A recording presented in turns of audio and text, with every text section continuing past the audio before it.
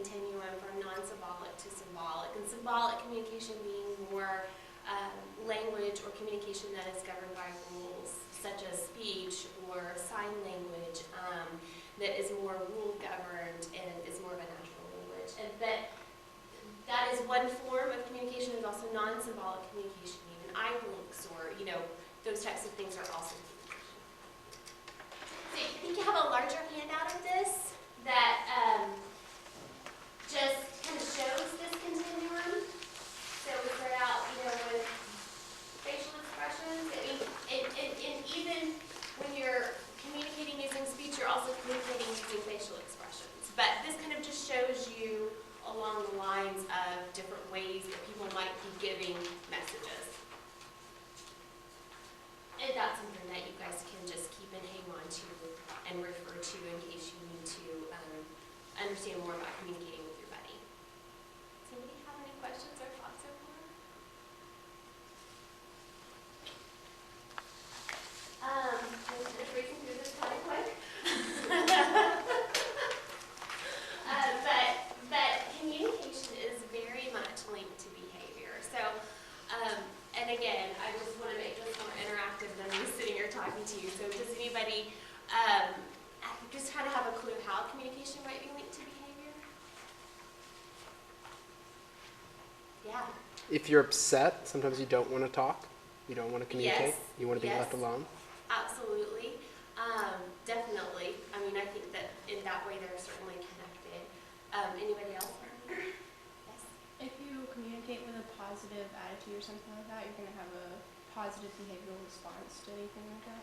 I think that's another really good point. I mean, and I think that I almost wanted to break out this presentation and didn't, and I wish that I had, in terms of just communication in general and then communicating with people, right? So if you're more positive, then the person that you're talking to is going to be more positive. So there's another handout that we'll talk about just briefly after this that's more like communicating with your buddy, and this is just more about communication in general. But yeah, thank you for bringing that up. Did you have? One of the things that I was thinking about is if I'm trying to say something to someone, and they're not understanding it, what does that do to me? I get frustrated. I get, so if I can't get that message across, in any way, then maybe I'll start to show behaviors that, maybe outward behaviors, other behaviors that, and I know that Diane here in a few minutes is going to talk a little bit more about behavior in general, but often what we see is individuals that have more significant disabilities, well, not often, excuse me, let me back up. Sometimes an individual that has more significant disabilities may have behavior problems, but that may be because they can't communicate what it is that they want to say. So I worked with, my background is in deaf education, and when you have hearing loss, that certainly affects language and communication. And a lot of the little babies that I worked with would kind of act out a little bit. Well, they would act out because, they couldn't communicate. So that might be something that, you could think about in terms of behavior. Any additional thoughts?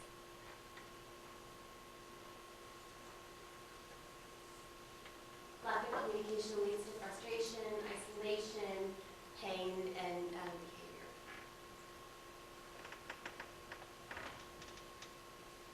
So how can you learn more about this particular topic? I think you can certainly talk to your buddy about his or her communication preferences and styles and learn from your buddy. Observe in interactions and learn more. Meet family and friends, start to meet other people in your buddy's lives and learn more about how they communicate and, learn interactions in that sense. And then you can also contact any one of us or anyone with Best Buddies for more information. Let's see, before we move on, there's one other sheet in your hand. Is it connected in? Yeah, that's right. Yeah, and so the point that what's your name right up at the top?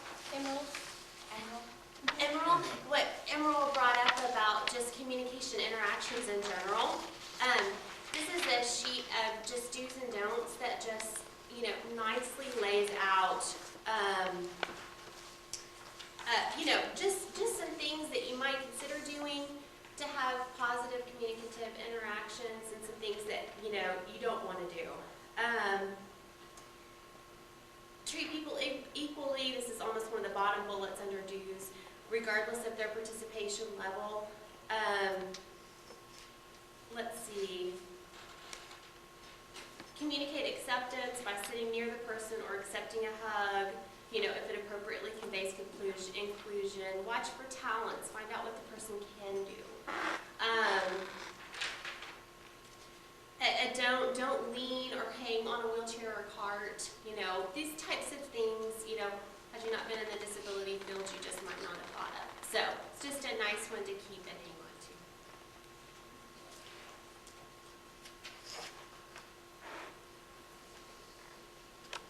So in sum, always assume your buddy has something to say rather than not.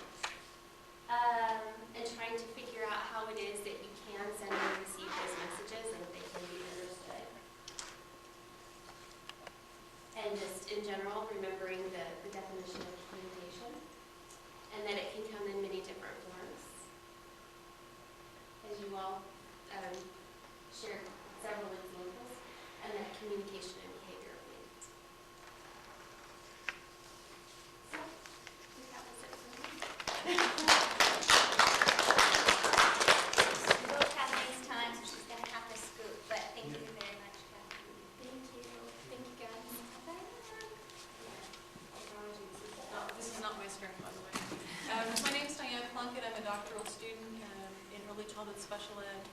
Some of my background is I have worked as a staff trainer for staff for individuals with learning disabilities. And one of the challenges in that is how to deal with challenging behaviors. And I'm assuming I'm kind of talking to the choir in some respects, that if you're already here, you hopefully have some sense of your comfort level with persons with disabilities. Not everyone has that comfort level, and in part, there's a fear about what happens when there's challenging behavior and how do you react to that. And we'll talk a little bit about that. And one of the key things or terms that we now use is positive behavioral supports, and that's a systems thing. It's not just what you do, but it's about how the system supports appropriate behavior, and if there's inappropriate behavior or behavior that interferes with someone's ability to participate in their community or participate with friends, how do we teach them or teach others to get the behavior that they need to be successful and have successful relationships? As I started looking through all the slides, as Tom mentioned, there's like 15 of them, and I realized I really got some of the really, a lot of language going for a pretty simple concept, and so I want to try to make this a little simpler than some of these slides have it, all these words, just a lot of words. It's not as difficult as all that. Functional behavior basically is about the concept that all behavior has a function. And if you can think about, I revert real quick to little kids because that's what I mainly work with. But all of us have a functional behavior. Whether that's attention, which unfortunately, or in some cases, a lot of people go to, oh, well, they just want attention. That's why they do it. Well, if it was that simple, things would be fixed pretty rapidly. It's not always that simple. There isn't a communication attempt. It may be, well, we'll get to what the function of a possible behavior could be. But one of the things I want you to also consider is how an environment might impact the behavior.